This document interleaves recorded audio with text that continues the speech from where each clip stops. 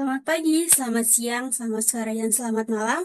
Perkenalkan, nama saya Amalia More dengan NIM 28026085574 akan memaparkan proyek yang sudah kelompok kami buat dalam mata kuliah Karakter Building, yaitu laporan mengenai membangun budaya literasi untuk meningkatkan kualitas anak bangsa yang terkait dengan SDG nomor 4, yaitu pendidikan berkualitas.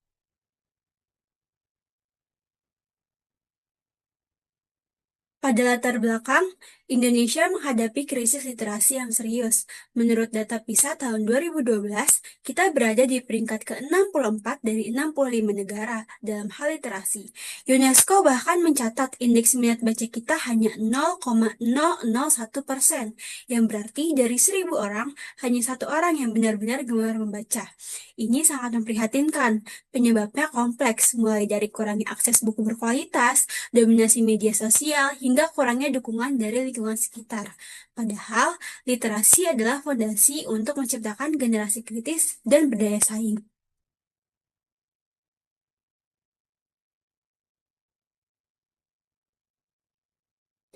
Berdasarkan latar belakang tersebut, kami merumuskan 3 pertanyaan kunci. Yang pertama, apa faktor penyebab rendahnya budaya literasi di kalangan anak bangsa?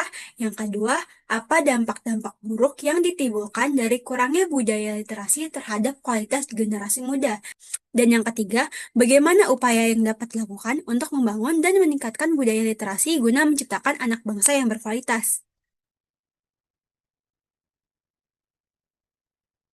Dari hasil wawancara dan observasi, kami menemukan 3 hasil temuan. Yang pertama yaitu faktor penghambat. Hasil wawancara mengungkapkan 3 hambatan utama budaya baca. Yang pertama, akses terbatas ke fasilitas literasi, terutama di daerah terpencil. Lalu, persepsi bahwa membaca adalah aktivitas yang membosankan. Dan yang ketiga, gempuran konten instan di media sosial yang lebih menarik perhatian generasi muda dibandingkan buku. Narasumber juga menyoroti bagaimana gadget menjadi saingan berat tradisi baca. Yang kedua, ada pola konsumsi literasi generasi muda. Terdapat polarisasi minat baca, yaitu mayoritas anak muda lebih memilih konten visual singkat di platform seperti TikTok atau Instagram, namun beberapa segmen kecil menunjukkan ketertarikan pada bacaan ketika tersedia program literasi kreatif di sekolah. Fakta ini menggarisbawahi pentingnya pendekatan yang berbeda untuk masing-masing kelompok. Yang ketiga, ada dampak ganda dari media sosial. Media sosial itu ibarat pisau bermata dua bagi literasi. Di satu sisi, platform ini mengurangi daya konsentrasi untuk membaca teks panjang. Namun di sisi lain, justru bisa dimanfaatkan sebagai alat promosi literasi melalui akun-akun rekomendasi buku, komik edukatif digital, atau konten storytelling kreatif yang viral.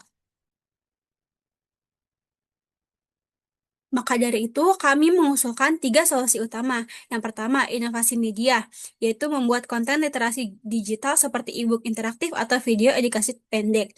Yang kedua, ada transformasi perpustakaan menjadi ruang baca modern dengan teknologi seperti game edukasi. Dan yang ketiga, kampanye sosial, seperti diskusi buku, komunitas, dan pelibatan orang tua atau guru sebagai fasilitator. Solusi ini tidak hanya praktis, tapi juga berkelanjutan karena melibatkan semua pihak.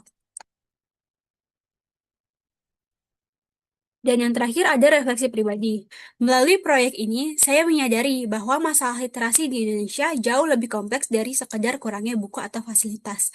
Tantangannya bersifat multidimensional. Di daerah terpencil, akses menjadi kendala utama. Sementara di perkotaan, minat baca harus bersaing dengan gempuran konten digital. Saya juga memahami bahwa metode pengajaran konvensional seringkali tidak menarik minat siswa, dan lingkungan yang tidak mendukung semakin memperparah kondisi ini.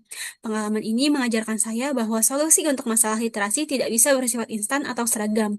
Setiap daerah membutuhkan pendekatan yang berbeda sesuai konteks lokal. Sebagai mahasiswa, saya menyadari bahwa perubahan bisa dimulai dari hal-hal sederhana seperti mengadakan diskusi buku santai atau menyediakan bacaan yang sesuai minat anak muda. Yang terpenting, kolaborasi antar berbagai pihak dan komitmen berkelanjutan mutlak diperlukan untuk menciptakan dampak yang berarti.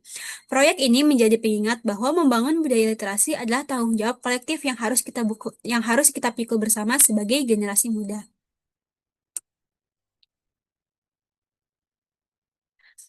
Sekian pemaparan saya terhadap proyek ini. Terima kasih.